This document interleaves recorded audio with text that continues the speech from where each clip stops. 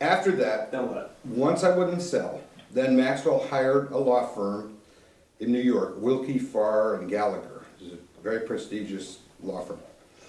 And they assigned people to do nothing but harass me full-time.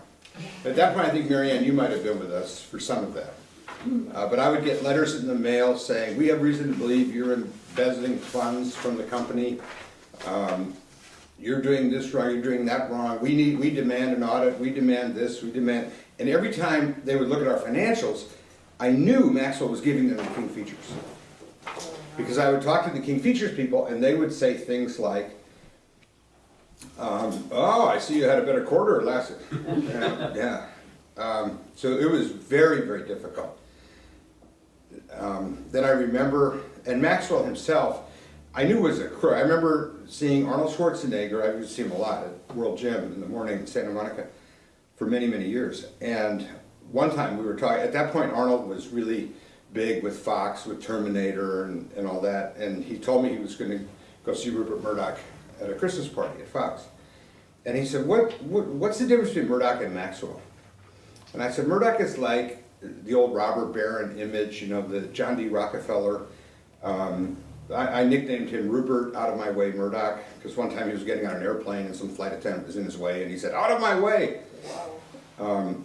But he, you know, when he had a goal, he went for it and he didn't care. He'd step on anybody, but he wasn't mean per se. He was not sadistic. He was just goal oriented. All he cared about was the goal. He didn't care one way or the other about the people.